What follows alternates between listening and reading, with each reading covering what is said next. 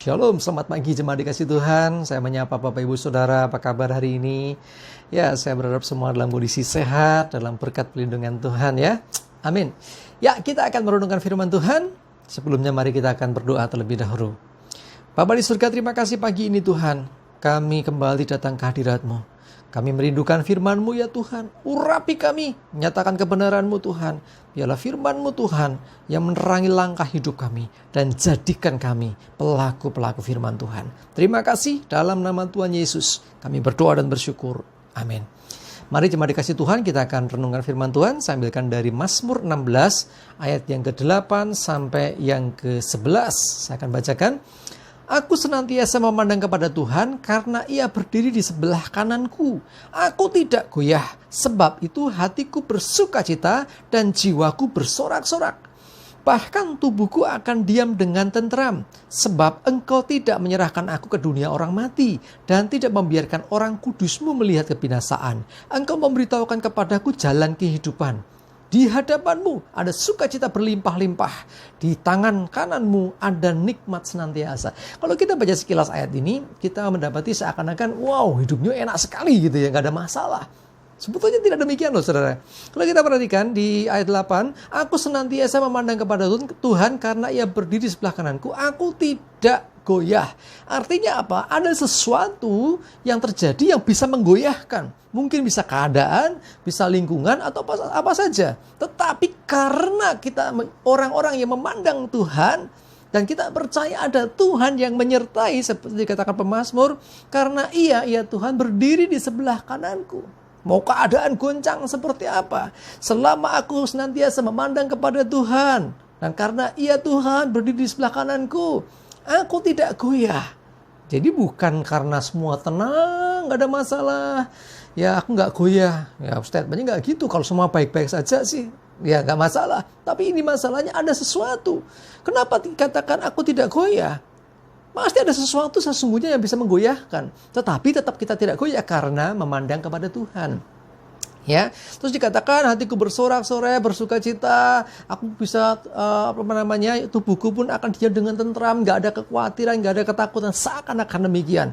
Tetapi dalam realita kehidupan seringkali terjadi yang namanya badai, terjadi yang namanya pergumulan permasalahan yang berat. Tetapi ini semua tetap bisa dirasakan oleh orang-orang yang mengandalkan Tuhan, oleh orang-orang yang percaya kepada Tuhan. Hatinya tetap bersorak-sorai, bersukacita. Yang kita tetap merasakan tentram, damai sejahtera. Bahkan dikatakan, Engkau memberitahukan kepadaku jalan kehidupan. Engkau tidak akan menyerahkan aku dunia orang mati. Artinya kita tidak akan celaka selama kita terus memandang Tuhan. Selama kita yakin ada Tuhan yang menyertai kita. Bahkan Tuhan memberitahukan jalan kehidupan kepada kita orang-orang yang percaya. Dan di dalam Tuhan ada sukacita yang berlimpah-limpah. Ya, berlimpah-limpah. Dan ada nikmat senantiasa. Seakan-akan baik semua. Tapi saya mau beritahu saudara, sesungguhnya masalah tetap ada. Tetapi kalau orang-orang yang mengandalkan Tuhan, orang-orang yang mau menyandarkan dirinya kepada Tuhan, maka sekalipun badai, sekalipun pergumulan, sekalipun masalah datang, dia tetap merasakan damai. Dia merasakan tenang karena dia percaya ada Tuhan yang menyertai. Dia ada di sebelah kanan kita yang menyertai langkah hidup kita. Amin. Ya, Mazmur 55 ayat 23 ya. Mazmur 55 ayat 23 berkatakan, serahkanlah khawatirmu kepada Tuhan, maka Ia akan memelihara engkau. Loh, luar biasa kan? Selama kita mau berserah kepada Tuhan, menyerahkan kekhawatiran hidup kita kepada Tuhan, dikatakan oleh firman-Nya, Ia akan memelihara engkau. Kalau dipelihara Tuhan, pasti kita terpelihara. Amin. Ya.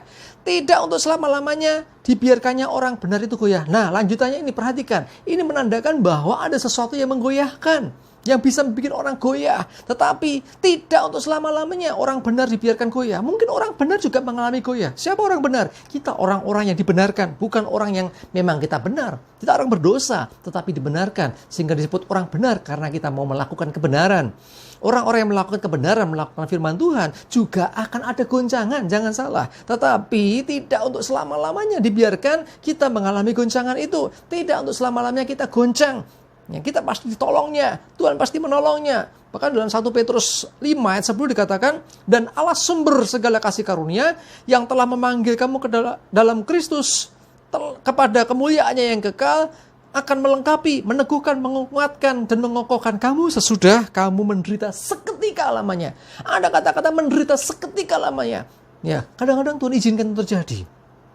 Ya, kadang-kadang kok gitu sih, Tuhan kok izinkan sesuatu yang tidak mengenakan terjadi kepada anak-anaknya. Ya, kita ingat berapa waktu yang lalu kita sempat sharekan, kita bagikan ya di dalam Ibrani 12 ayat 8. Tetapi jikalau kamu bebas dari ganjaran yang harus diderita setiap orang, maka kamu bukanlah anak, tetapi anak-anak gampang. Artinya, kalau kita anak, kita akan diizinkan juga mengalami yang namanya didikan oleh Tuhan. Tujuannya apa? Kita mengalami semua yang tidak enak itu. Satu, memurnikan iman dan pengharapan kita.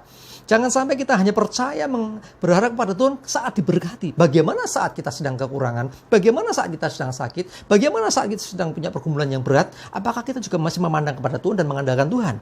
Itu kuncinya. Ya, Tuhan ingin mau lihat seperti apa engkau mengasihi dan punya iman kepada Tuhan. Yang kedua, Tuhan menyatakan kuasa dan berkat-Nya. Karena sesungguhnya tidak untuk selama-lamanya dibiarkan goyah. Artinya setelah mengalami goncangan, kegoyahan itu, Tuhan akan selamatkan. Tuhan akan nyatakan kuasa-Nya. Tuhan bahkan memberkati hidup kita. Nah ini tujuannya Tuhan mau nyatakan itu semua. Karena itu jangan pernah kita hilang setia. Artinya tetaplah setia. Dan yang ketiga, kenapa diizinkan terjadi? Karena Tuhan mau bawa kita naik ke next level. Ke level yang lebih tinggi. Kalau dulu mungkin kita diberkati, kita percaya. Bagaimana ketika kita mengalami kesusahan? Oh ternyata masih percaya. Dengan itu Tuhan akan terus upgrade kita. Bawa ke level yang lebih tinggi. Karena kita tidak lagi menyandarkan percaya karena berkat. Tapi kita percaya karena pribadi Tuhan yang semestinya. Tuhan Yesus berkati kita semua. Kita berdoa. Terima kasih Tuhan, kami bersyukur renungan firman-Mu pagi ini. Biarlah Engkau yang menolong kami bisa menangkap, mencerna, bahkan melakukan dalam kehidupan kami. Kami percaya Tuhan apapun yang terjadi atas hidup kami, Engkau setia. Engkau pasti akan tolong kami. Ketika ada goncangan, ketika ada pergumulan berat, Engkau tidak meninggalkan kami. Bahkan pada waktunya Engkau akan menyelamatkan kami. Dan biarlah semuanya Tuhan, bagi hormat kemuliaan-Mu, semua yang terjadi atas hidup kami ini. Terima kasih, kami bersyukur, kami serahkan hidup kami hari ini dengan segala aktivitas kami.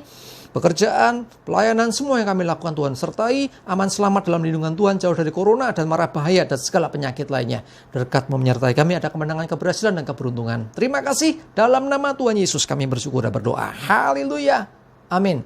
Jemaat dikasih Tuhan, ayo tetap bersandar kepada Tuhan, mengandalkan Tuhan. Jangan kita mengandalkan kekuatan sendiri. Percayalah, Tuhan beserta kita. Dia ada menyertai kita semua.